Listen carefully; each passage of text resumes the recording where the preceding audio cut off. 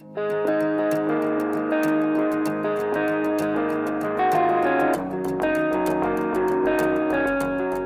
damos la palabra a nuestro moderador, el señor Hugo Betancourt. Adelante. Buenos días, perdón. Bienvenidos a Colombia, nuestros participantes extranjeros. Bienvenidos a este evento, todos los participantes de la cadena y amigos que han venido aquí a este congreso que nos hace sentir orgullosos de tenerlos aquí. Muchas gracias, Diego y Luis, por su magnífica presentación. Y a nuestros panelistas, bienvenidos y muy agradecidos por tenerlos aquí. Pues bien, como vimos, dos facetas diferentes de dos países que se han venido desarrollando en el marco de la política pública y un marco regulatorio con caminos parecidos, pero al final, en algunos casos, con resultados diferentes. Y esto nos lleva a nosotros a analizar algo que para nosotros en Colombia es muy relevante y evidentemente es cómo estas políticas del sector del GLP y cómo todo este marco regulatorio nos lleva a finalmente a tener una estimulación de la oferta y de la demanda, que al final pues es un camino al que a nosotros nos interesa, porque nos parece muy relevante evidentemente desarrollar nuestro sector. En la anterior sesión veíamos el crecimiento nuestro del 2.3% que nos dieron de números, en el cual pues básicamente en la torta del mercado el 85% es domiciliario y el 15% en otros usos, que vemos una gran oportunidad para Colombia, pero también vemos que el marco regulatorio y en general la política pública tiene que ir de mano de este desarrollo. Yo voy a arrancar aquí con ese enfoque y ese marco de referencia que estoy proponiendo a los panelistas, muy enfocados en este tema de oferta y demanda. Y voy a iniciar con Diego, porque me parece muy relevante, muy interesante una de las conclusiones que él al final dio. Y dijo que parte de ese desarrollo de Brasil, que la verdad lo vemos con mucha satisfacción, un modelo bastante eficiente, como nos lo muestra Diego, en ese trabajo del sector público y del sector privado de la mano, que al finalmente podría ser uno de los grandes aceleradores, de los grandes factores positivos que desarrollan al país. Y sobre esa experiencia quisieras que nos contaras un poco, porque para nosotros es muy relevante entender ese rol Estado, empresas privadas dentro del marco regulatorio y qué elementos positivos empujan a que el desarrollo del mismo sector se dé. Adelante, Diego. Aló. Sí, bueno, la pregunta es buena y tenemos un case muy reciente, muy bueno que pasó en Brasil ahora, que desafortunadamente se paró por la huelga que tuvimos de camioneros de 10 días, que se colapsó todo el país, que se llama el Combustible Brasil, que fue una iniciativa del Ministerio de Minas y Energía con la ANP, que es la Agencia Nacional de Petróleo, el ente regulador, y la EPE, que es la Empresa de Pesquisa Energética, vinculada también al Ministerio de Minas y Energía, que se llamó el programa Gas Brasil. Y en ese programa son los privados con el gobierno discutiendo directamente qué iniciativas tenemos que tener para los próximos pasos. Entonces ahí los privados tuvieron espacio para proponer sus iniciativas, mostrar sus preocupaciones. El gobierno nos contestaba todo el tiempo con qué podía, qué no podía. De ahí se generó un relatorio muy grande, son casi 300 páginas de iniciativas y de soluciones que se pueden sacar para el sector, para mejorar el sector, para atraer porque hoy en día, básicamente en Brasil, el problema es la atracción de capital privado para inversiones en primera mano. Lo que es distribución, ya creo que consolidamos un mercado ya bastante maduro. Entonces ese programa visionaba eso, de cómo podemos atraer la inversión privada a estas inversiones de montos gigantescos, ¿no? Estamos hablando de 600 millones de dólares, de terminales. Y se generó ese relatorio donde conseguimos sacar algunos entraves que teníamos. Todavía tenemos puntos que debatir y ahí principalmente precificación Petrobras, como hoy en día tiene el 100% todavía del suministro y te vende bajo import parity, entonces no te justifica hacer una inversión tan grande para terminal, pero se está debatiendo, se está discutiendo. Petrobras también está involucrada en la discusión, entonces Esos caminos de discusión son muy buenos para la industria, ¿no? No es para el país, para el sector, para todos. Y eso se puede copiar en otros países, es un modelo que podemos ir a Brasil si ustedes quieren conocer. Sí. No, podemos llevarlo al Ministerio de Minas y Energía, eso la IGLP los ayuda, no hay problema ninguno. A visitar la entidad reguladora también, que entendemos que Brasil hoy es un benchmarking regulatorio en nuestra región, entonces podemos marcar reuniones de autoridades con autoridades, eso queda, estamos totalmente disponibles y acompañamos, la IGLP acompaña todo eso con ustedes. Son experiencias buenas que pueden ser difundidas en nuestra región.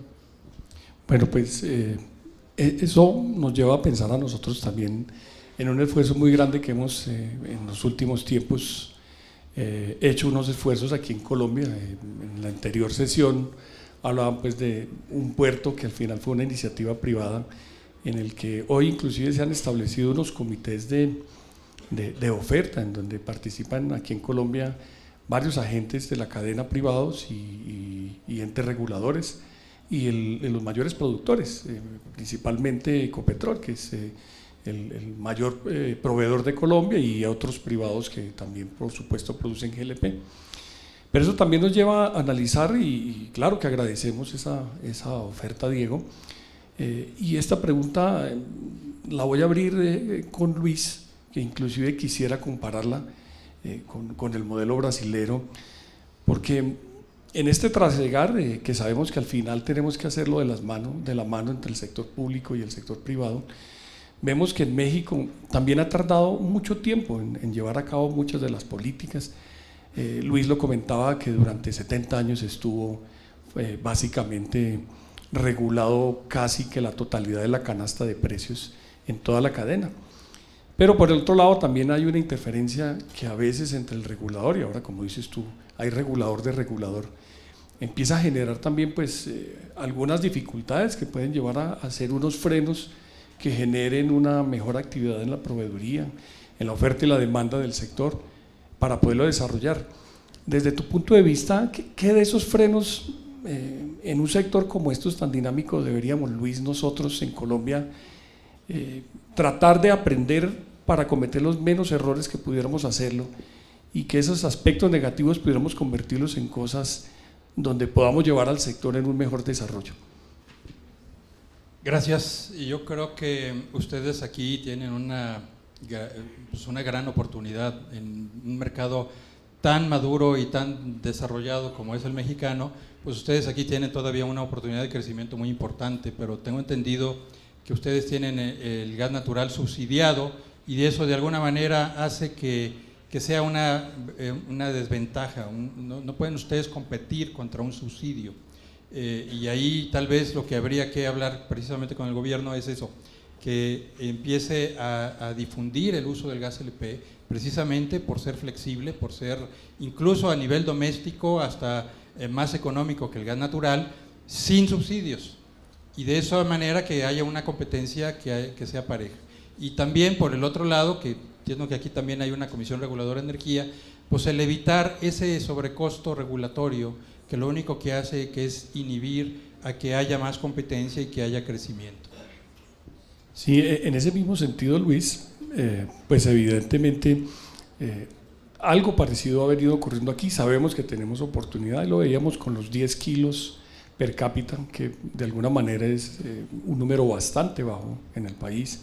Si bien la industria está creciendo en más del 2%, de todas maneras las oportunidades nuestras son muchas. Y quiero preguntarte nuevamente, Luis, sobre ese mismo tema, y antes de pasar sobre un tema de subsidios que quiero preguntárselo particularmente a Laura. Pero en ese tema uno debería entender, en otras palabras, que los combustibles deberían comportarse como complementarios y no como competidores. Es lo que estoy entendiendo, que tú al final haces como una propuesta, como una canasta energética de país en el que todos sumaran y no que hubiera desbalances entre uno energético y otro energético. ¿Es algo así como lo que estoy interpretando, Luis? Sí, te puedo decir que en México los combustibles son complementarios. Para nosotros el gas natural no representa una amenaza seria porque el gas natural está enfocado, tiene que abrir ductos, la infraestructura de ductos en México para distribución doméstica es muy poca, con excepción solo de la ciudad de Monterrey. Ahí te puedo decir que es prácticamente al revés, como sucedería aquí en Colombia, ¿no? Hay una vasta estructura de ductos de gas natural y por lo tanto allá el 90% de la población usa gas natural, pero solo en esa ciudad. En el resto del país es al revés, tenemos puro gas LP y por lo tanto el gas natural no está enfocado a tratar de quitarnos el mercado doméstico. Está enfocado a la industria, está enfocado sobre todo a la industria pesada, está enfocado muchísimo y toda la infraestructura que hace es para generación eléctrica, para la Comisión Federal de Electricidad y por lo tanto ahí sí tienen un consumo muy alto. Y cuando pasa el ducto por una zona habitacional, especialmente edificios de alto volumen, entonces ahí ponen gas natural. Pero pues de alguna manera complementa lo que nosotros no podemos hacer y nosotros tenemos orografía muy complicada y es muy difícil meter ductos en todos lados y sobre todo en la Ciudad de México todos los días llegan a vivir 2,000 personas, todos los días. Y esas personas que llegan o usan leña o usan gas LP. Entonces nosotros sí lo vemos como complementario. Sin embargo, como Monterrey habría que ver si realmente se puede hacer que todo el crecimiento urbano empiece a ser gas LP. Bueno, entonces eso nos lleva a pensar en una charla previa que tuvimos con Laura esta mañana y miramos el otro ejemplo del caso extremo de Ecuador, donde el sector es altamente regulado y evidentemente eso los lleva a un nivel de subsidios bastante alto, pero también lo vemos como una oportunidad de desarrollo en algunas comunidades. Hoy en Colombia el subsidio está concentrado en algunos departamentos, en otros lados le dicen estados o provincias, en Colombia le llamamos departamentos que limitan casualmente con Ecuador. Y en general el régimen subsidiario de Colombia está concentrado en esto, en comparación con un componente que ya lo han explicado en las dos sesiones, en esta sesión y en la sesión anterior, sobre un subsidio del gas natural en varios componentes, desde la infraestructura, cuando Ecopetrol asumió gran parte de la infraestructura de inversión y no fue trasladada al usuario final, así como en el consumo permanente de eso. Cuéntanos un poquito de ese tema de los subsidios como desarrollo, si tú lo ves para nosotros en Colombia, que de repente es un tema que deberíamos darle mayor alcance que tenerlo concentrado en una población muy pequeña del país. Buenos días, agradeciendo a Gasnova por la invitación, felicitándoles por la organización. La cultura del GLP en Ecuador se inicia en 1955 y siempre fue subsidiado. Sin embargo, ese subsidio en el camino fue distorsionándose en cuanto al monto y al ser universal, porque el subsidio diría que no es malo si lo queremos ver en el ámbito de focalización de los dentiles más humildes y que requieren en efecto del GLP para no entrar en el uso de la leña con todo el problema que puede traer para la salud. No así que sea universal. En el caso de Ecuador es universal y para darles una comparación, el precio del cilindro de gas de 15 kilos es más barato que un litro de Coca-Cola.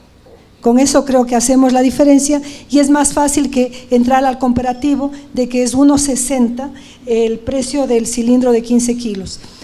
¿Qué pasa con este precio? Se ha vuelto polémico, difícil de revisarlo y ha costado ya 2 presidencias de la República. Costó Bucaram y costó Maguad. De manera que el Estado, siempre que habla de mirar los precios, habla de regularte el precio de la gasolina, del diésel, pero cuando se habla del GLP dice hay que revisar, pero queda en ese hay que revisar. Que lo vaya a decidir al menos el actual régimen lo veo muy difícil. Ha sido motivo de conversaciones, en estos días hemos conversado a manera yo diría coloquial con el Estado, más ha sido el caso de preguntarme de cuáles han sido los diferentes análisis y estudios que hay, y permítanme que lo diga en primera persona, y es porque llevo 40 años en el sector GLP, 20 en el Estado y 20 fuera del Estado. Entonces me han dicho qué se intentó en las diferentes ocasiones, y lo único que les he pedido es no hagan ningún estudio más. El tema está más que estudiado, se ha analizado el tema de focalización, de subsidios cruzados, se analizó un tema de tarjeta inteligente, del bono gas. ¿Cuál es el bono gas? El bono gas es entregar a los niveles más bajos un bono, un billete valorado, con el que pagas el 1,60 más la diferencia del precio, ¿ya? Se habló de la tarjeta inteligente y se aplicó exclusivamente en fronteras. Tuvimos algunos diálogos cuando estaba en el sector estatal con funcionarios de Ipiales, de Pasto, ¿ya?, a efectos de ver si es que entrábamos a un entendimiento y entregar el GLP, el Estado, a un precio de conveniencia mutua. Pero en definitiva el subsidio del GLP, al menos donde nosotros, el hecho de que sea universal hace daño, porque favorece al que más tiene. Ahora, el crecimiento del GLP en el Ecuador se sostiene y se sustenta efectivamente no en las bondades del producto como tal, sino en el precio. Sí, en Colombia, Laura, si bien los subsidios están apenas en unas zonas del país, en general por la misma explicación que daba Luis, Colombia es un país donde el gas natural llega principalmente a las grandes ciudades. Colombia, al contrario, con esas grandes montañas que tenemos, logramos cruzar con gasoductos todo el país. Y esos gasoductos son principalmente de gas natural. Por eso, lo explicaban en la anterior sesión, el paso de leña a GLP y de GLP a gas natural, cuando empieza a entrar el gas natural en los municipios en general del país. Pero en general en Colombia, en el uso domiciliario, el GLP sí está destinado a los estratos más bajos, más por una relación de mercado que por unas reglas impuestas, porque evidentemente pues en Colombia los estratos bajos de Colombia, en Colombia se miden de 1 a 6, el 1, 2 y 3 son los mayores consumidores, porque por obvias razones la portabilidad del cilindro, por la adquisición del cilindro versus una conexión de gas natural, hacen un poco diferente el asunto. En esas condiciones, ¿tú cómo verías un tema de un subsidio en un mercado donde particularmente en Colombia, salvo casos excepcionales de diversión como barbecues, en general el uso sí es para los pobres, del GLP, donde en general le llega a la base de la pirámide? ¿Tú cómo verías el subsidio en esa población? Mira, como dije, no es necesario en los de poblaciones más bajas. En algún momento, cuando hemos discutido que no debe haber subsidio, nos han dicho que la economía debe también tener rostro humano, ¿ya? Pero es peligroso, porque cuando inicias, de pronto hay movimientos en que también a mí, y va creciendo. Sería importante, en tanto y cuanto el Estado se ponga un límite de un determinado número o un determinado estamento y no pasar de ese. Donde nosotros, el mayor incremento del subsidio se da en el año 2000. Y la ley de hidrocarburos tiene el artículo 44 con una sola transitoria que dice que los subsidios se revisarán única y exclusivamente cuando existan medidas compensatorias. Y eso se convirtió en un límite. Entonces, con esa medida compensatoria se creó un bono que se llama el bono de desarrollo humano y que en determinado momento se le llamaba el bono de la pobreza. Era con el objeto de que quienes tenían ese bono reciban el cilindro subsidiado. Y mira qué pasó, que después se fue aumentando el número de personas acreditadas al bono de desarrollo, porque se convirtió, estoy hablando de los años 1998, 2000, se convirtió en un manejo político que fue creciendo los beneficiarios del bono, que empezó por 200.000 y llegó a superar el 1.200.000. Cuando vi la conferencia hecha por Diego y la conferencia hecha por Luis, hice un comparativo de los tres países que compartí con Diego y sentí que Ecuador es una provincia es el DF de México. Somos 17 millones de habitantes. Entonces, más chiquito que el DF. Y tenemos un crecimiento del 4% del GLP consumo doméstico, ¿ya? Y esta época, estos últimos meses ha crecido un poco más, y aunque puede ser polémico lo que voy a decir, he manifestado, entrego yo mensualmente un análisis del crecimiento del mercado y he manifestado que la población que ha venido, la migración de Venezuela, tiene que ver en ese crecimiento. Estamos hablando que en Colombia se habla de 1 millón de venezolanos, en Ecuador se habla de no menos de 500.000 registrados y por lo menos 200 o 300.000 no registrados, digamos, que no ingresaron con pasaporte ni cédula, y comen, y necesitan estufas y necesitan uso de GLP. Entonces, sí impactó también el crecimiento. En una población de 17 millones, que ahora tenga ya unos casi 18 millones, pues, y te están usando gas. Entonces, son particularidades, te están usando gas subsidiado. Entonces, son particularidades que impactan a la economía nacional en condiciones en que estamos en un país con verdadera pobreza y dificultades económicas. Bueno, pues muchas gracias, Laura. Vamos a pasar a otro tema que para nosotros también es de mucho interés en este tema regulatorio. Y aprovechando que tenemos a Carlos aquí al lado, pues Ecopetrol en Colombia es el mayor productor. Colombia puede ser el 90% que tiene Ecopetrol en GLP.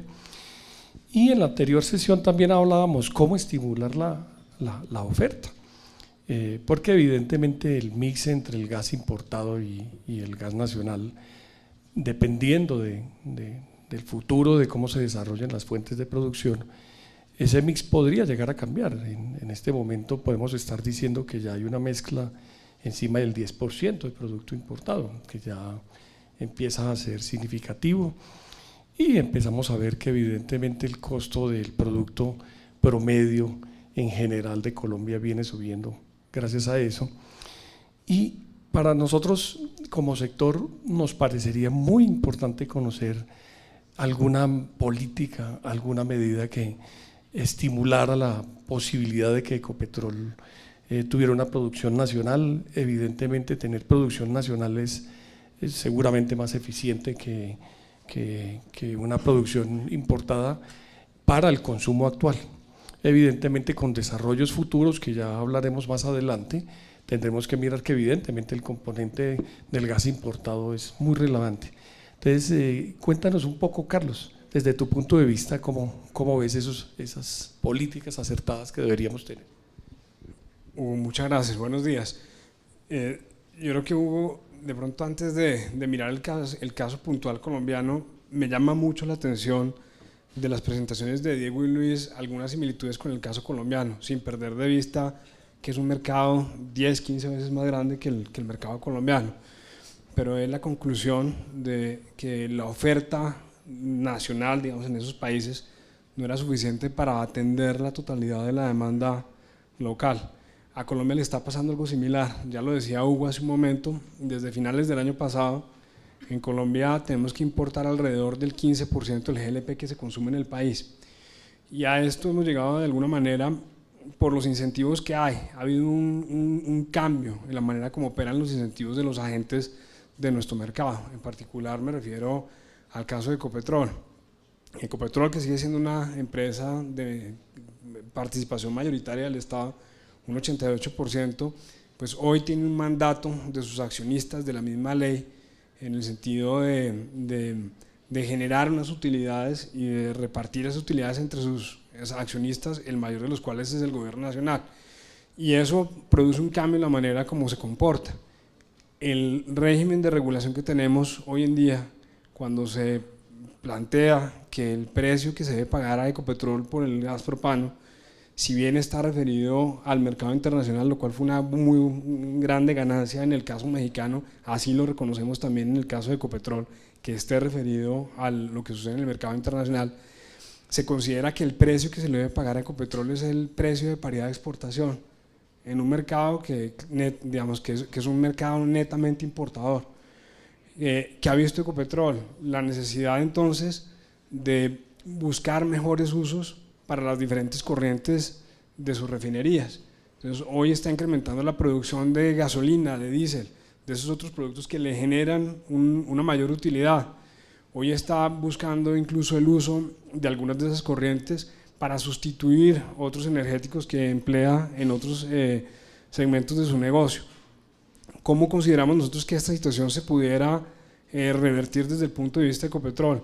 Con un ajuste en la política de precios. Eso que ustedes, digamos, hoy resaltan, la necesidad de la liberalización del mercado, así también lo vemos en Ecopetrol.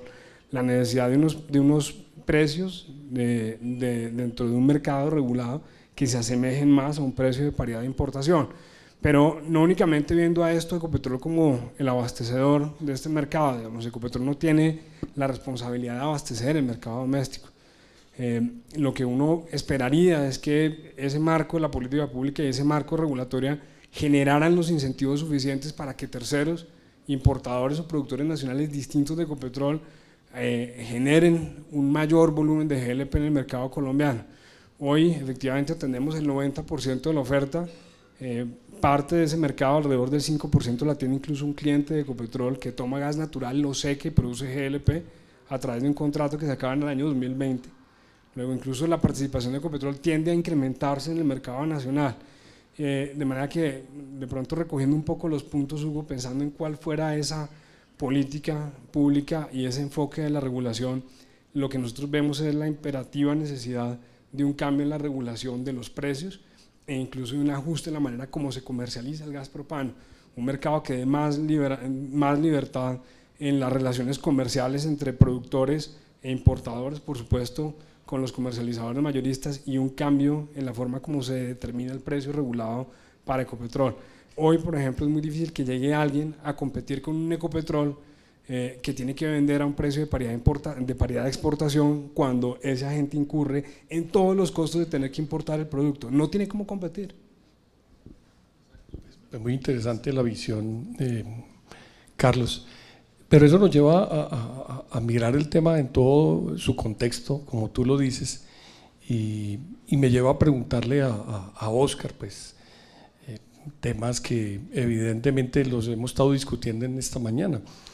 Evidentemente, si eso llegara a ocurrir, el impacto en general en el sector en Colombia podría ser un poco complejo en la medida en que el precio, como hablábamos ya, en Colombia le llega principalmente a los estratos más bajos de la población, en donde pues, básicamente la población de esos estratos que recibe subsidio es muy pequeña. En Colombia hay algo más de 11 millones de usuarios de GLP, de los cuales los usuarios que reciben subsidios de esos 11 millones no superan el 10%, que es una cifra muy pequeña.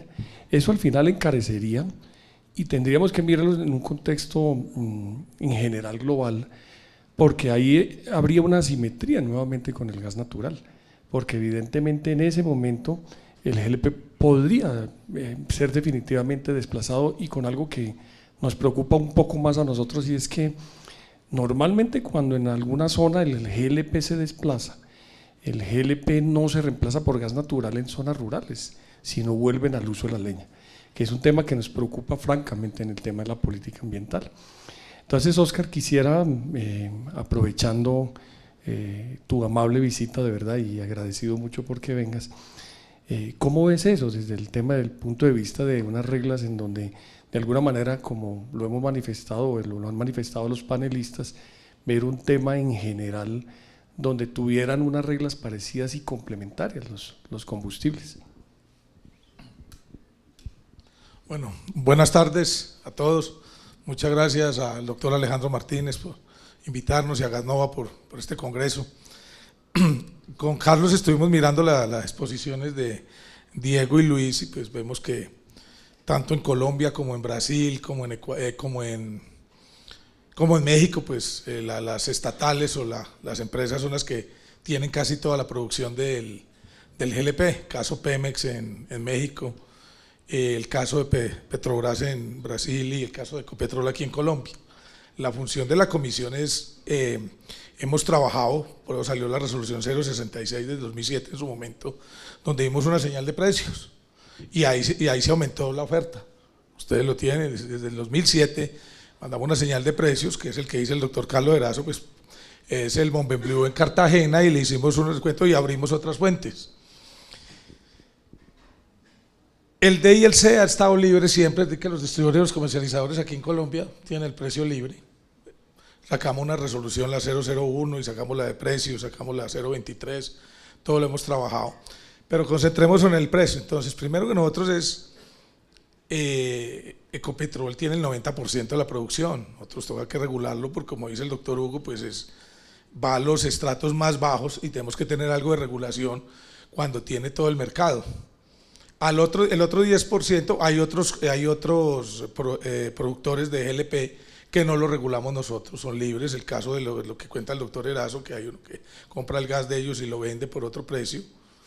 Ahí sí falta un poquito de política pública en obligar a ciertos productores de GLP en otros campos que los cuales no tiene acceso la Comisión de Regulación, para que los controlemos y miremos a ver qué cantidad de GLP hay, porque es que tampoco sabemos cuánto cantidad de GLP. Pero remitiéndome a la 066 para luego ya terminar lo que pensamos nosotros con Ecopetrol, es ya la 066 mostraba precio, abrimos nuevas fuentes, entraron nuevas fuentes, nuevos campos, salió el precio y hubo más oferta. Entró Cusiana en ese momento, entró todo. Ya en el 2006 se hablaba de importación, libre importación en Colombia, en el 2006. A Ecopetrol con unas condiciones, pero era libre, todos sus costos más un 8%, y la importación libre en Colombia, que se vino a dar el año pasado porque fuimos un país que teníamos excedentes de producción de GLP y de un tiempo para acá ha ido declinando. Ya antes era el 100% Ecopetrol, ahora ya estamos en el 87, 85%. Con todos los agentes nos hemos reunido y tenemos todo el abanico de propuestas. Entonces aquí está la propuesta del doctor Erazo, como Ecopetrol es, súbame el precio porque a mí me tienen regulado y por qué tal cosa, pero nosotros miramos los impactos. Entonces, y vienen los agentes, entonces ahí va la resolución 106, que sacamos una resolución a consulta, donde presentamos los agentes, entre esos Ecopetrol, y entonces dijimos, bueno, ¿cómo vamos a hacer? Van a entrar ya importadores, estamos viendo un déficit de GLP en el país, tenemos que incentivar a los importadores, los hemos incentivado ahí a un grupo que lo está importando a precio internacional con todos sus costos.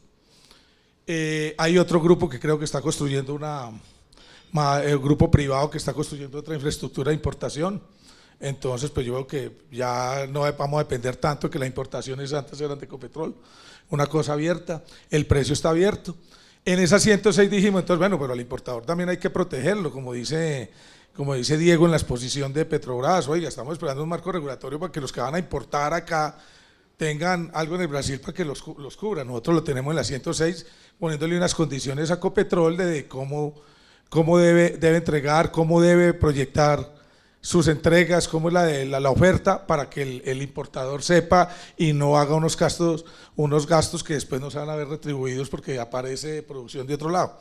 En esa resolución 106 está el resumen, el abanico que es. Ecopetrol es, oiga, págueme a costo de oportunidad. Entonces lo que dice el doctor Erazo, estamos prefiriendo producir diésel, producir gasolina, sirve de diluyente, estamos viendo otras formas porque pues de pronto eso nos da un costo. Estamos mirando en el documento, creo que el 57 que está en la 106, está muy bien explicado que estamos viendo el costo de oportunidad.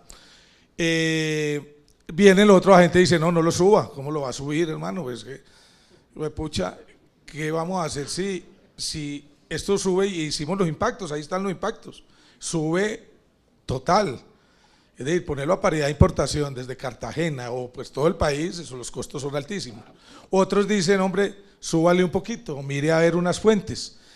Créame que estamos analizando eso y en el anterior gobierno ya lo teníamos casi a punto con una decisión más o menos buena, pensamos, pero pues ya hay un cambio de gobierno, vamos a volverlo a llevar y todo, pero tenemos los tres ingredientes, o liberamos totalmente, o seguimos regulados, o llegamos a un punto medio, de pronto subir a unas fuentes, reconocerle unos costos o alguna cosa, pero también tenemos que proteger lo del importador, sobre todo en las ofertas de cantidades.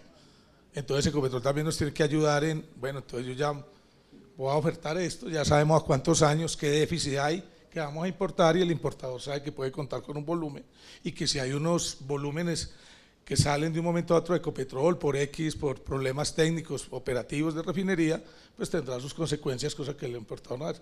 Pero créame que lo estamos tratando y es un tema difícil, y más pues que el gobierno, pues como dice él, pues tiene el 88% de Ecopetrol. Vamos a ver esta nueva administración con qué política llega, Pero todo esto se va a resumir en la 106, hacia dónde vamos. Pero sí los impactos, si liberamos todo, el impacto es muy fuerte. Carlos me pasó a nosotros un dato de donde ellos ven que no es tan fuerte el impacto, nosotros tenemos otros datos, estamos mirándolo y confrontándolos a ver, pero para nosotros sí nos dan unos impactos muy altos de liberar el precio a paridad de importación para todo el país. Y como le explicaba el doctor Hugo aquí a la doctora Laura, pues aquí el subsidio, aquí hay los estratos 1, 2 y 3 son los que consumen el GLP. Aquí el gas natural sí está casi en todo el país y en todos ciertos sitios, entonces también afecta mucho lo del transporte. Entonces si le sumamos un paridad de importación más un transporte, ¿sí?, más la libertad que tienen en la distribución y comercialización, tenemos que ver hasta qué precio llega. Entonces de pronto por llegar a ese punto perdemos ese mercado, perdemos algo y alguien se nos va nuevamente para la leña o para otro lado, entonces tenemos que ver. Entonces créame que estamos en eso y yo creo que en este año ya salimos con una definición de cómo va a quedar ese precio, porque el único que está regulado acá es el G, es el productor, ya el DIC está liberado, entonces con eso no tenemos inconveniente, es solo mirar y que es con Ecopetrol por su producción del 86%. Bueno, pues Oscar, muchas gracias por todo ese panorama que nos muestras. Ya hemos pasado por la oferta, por la demanda, por los ejemplos positivos, cosas que aprender, temas de subsidios. Y quisiera terminar con Michael. Gracias, Michael, por venir nuevamente a Colombia. Esta sigue siendo tu casa.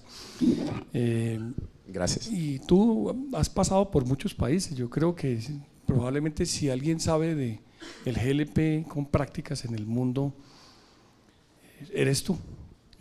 Vives en Francia, eres americano, eres de origen latino, eres del mundo. Eres del mundo. Tienes lecciones aprendidas, algún día le hablamos sobre la India, de lo que viste allá, coincide con lo que hablaba Adrián sobre el consumo de butano extraordinario que está teniendo. ¿Por qué no nos cuentas un poco qué nos recomiendas, de qué prácticas deberíamos introducir en Colombia hacia el futuro, algo que nos ayude a desarrollar ese sector, cómo ese domiciliario poder aumentarlo, pero también ese industrial, ese autogás, ese de generación de energía que hoy en día en Colombia es aún muy pobre, es muy incipiente? ¿Qué podrías contarnos? ¿Cómo podrías tú ayudarnos en algunas ideas que nos cuentes? Pues primero de todo, gracias por la introducción y felicitaciones a Gasnova y todo el equipo. A mí me hace muy feliz, yo empecé a venir a Colombia en 2006 y he visto esta evolución de la industria aquí en Colombia, que es impresionante. Yo sé que existen problemas todavía, yo sé que hay desafíos todavía, pero yo siempre digo, cuando estoy en Colombia, ustedes deben ser muy fieles de lo que han logrado. Hoy día escuchamos a Adrián que dijo que hay muchas oportunidades aquí, y yo sigo pensando eso, y World LP Gas Association como asociación también piensa eso oficialmente. Y por eso estamos tantos de nosotros aquí y por eso estamos apoyando tanto este evento y a Gasnova. Buena pregunta y buenas presentaciones. Y lo que me ocurrió cuando estaba escuchando esto es de tomar el ejemplo de Brasil, que es un ejemplo que nosotros usamos en muchos diferentes países en vía de desarrollo, porque aparte de la evolución del mercado brasileño, lo que los brasileños hacen muy bien y lo que debemos mirar como posibilidad de modelo es la interacción y la cooperación, la comunicación entre la industria y el gobierno. Y para tener este tipo de comunicación que sea claro, que sea realística, que sea pragmática, se necesita absolutamente una asociación creíble. Todos los países que han logrado crecer el mercado de gas GLP en el mundo tienen una asociación nacional que funciona bien, que representa bien los intereses de la industria y que comunican bien con el gobierno. Es fundamental, sea Sindigas, sea en México, sea Gasnova, y después llegamos al nivel regional y claro, global con la World LP Gas Association. Eso es el primer punto, porque si no tienes la comunicación con el gobierno, como hemos tenido aquí, las discusiones que estamos teniendo con Ecopetrol, las discusiones que vamos a tener en los próximos días con los representantes de las autoridades regulatorios y del gobierno. Si no tienes ese tipo de comunicación y si no tienes ese proceso de educar a los oficiales del gobierno de cómo funciona esta industria, quizás trayendo casos de estudio del resto del mundo, que es donde WLPGA puede ayudar, porque nosotros podemos traer representantes y expertos de todo el mundo, modelos de todo el mundo, de cómo crecer un mercado. Pero si no tienes eso, es seguro que van a entrar en obstáculos y en problemas que otros países ya han superado. Entonces, para evitar eso, es fundamental que tienen este diálogo y creo que eso es un primer paso, el primer comentario que quería hacer. Y toca un poco en el segundo comentario, porque hace 3 o 4 años hicimos un estudio en el Global Cylinder Network, que estaba liderado por Mauricio Jarowski a esa época de Ultragas, para ver qué son los puntos importantes para crecer una industria de gas GLP, ¿no? ¿Qué es lo fundamental para que crezca en un modo sostenible y seguro? Y la cosa más importante para que atraiga inversión y para que la industria crece en un modo disciplinado es la política del gobierno. Si la política que pone el gobierno, si los señales que el gobierno da al mercado no son claros, no son consistentes, no son coherentes, ese mercado no va a crecer. También si hay mucha oportunidad. Entonces, otro punto en este diálogo entre la industria y el gobierno, que es fundamental, es tener esta interacción y ayudar al gobierno a poner políticas que funcionan bien, que son muy claras. Y ejemplos en el mundo hay muchos. Me preguntaste, Hugo, de India, que quizás es un caso aparte porque estamos viendo un crecimiento impresionante ahí. O sea, los números son casi inconcebibles para nosotros, para gente que no vive en un país de ese tamaño. Pero es el gobierno que está empujando esto. En 2015 entró el primer ministro Modi y él cuenta una historia de cuando él era niño y la primera vez que su familia, porque viene de una familia pobre, la primera vez que entró un cilindro de gas GLP en la casa de su casa y que los pusieron en el centro de la casa y nadie lo podía tocar, solo la mamá, y todos lo miraban y los vecinos venían a mirar, porque para ellos era un paso adelante. Entonces él entró al gobierno y dijo: yo quiero incentivar y hacer crecer a gas GLP porque quiero mejorar la calidad de vida de mi pueblo. Y puso varios diferentes programas, algunas muy innovadoras, algunas muy legados al contexto cultural indio, que quizás no van a funcionar aquí en Colombia, pero pueden servir como concepto. Y empezó a crecer el mercado en Colombia y sigue, en India, y sigue creciendo en un modo muy impresionante. Y lo que tocó en ese ejemplo es que un líder, alguien de muy alto, fue la persona que dijo: vamos a hacer esto, vamos a cortar, no va a haber competición entre los ministros y los ministerios, esto es la política, esto es lo que vamos a hacer. Y usando los nacionales, que son 3 en India, impulsaron este crecimiento que sigue y piensan llegar a 38 millones de toneladas, ¿no, Adrián? En 10 años, creo. 38 millones al año, es enorme como un mercado. Y ahí también, regresando al punto que hice primero, es este elemento de comunicación entre el gobierno y entre la industria, que es muy importante. Bueno, pues Michael, muchas gracias. Podríamos quedarnos hablando horas y lo disfrutaríamos, pero nos tocó la hora de almorzar, entonces agradecerte, Carlos, muchas gracias, siempre has sido con nosotros muy gentil. Oscar nos junta hasta el café, para que nos hable de Cupiagua, para que no terminamos la charla. Laura, gracias, a ella la confundieron con la modelo, me contó. El nombre, sí. También tú. Michael, gracias.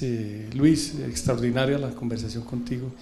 y mejor español que el mío, Diego, el tuyo. Muchas gracias a los panelistas. Muy amables.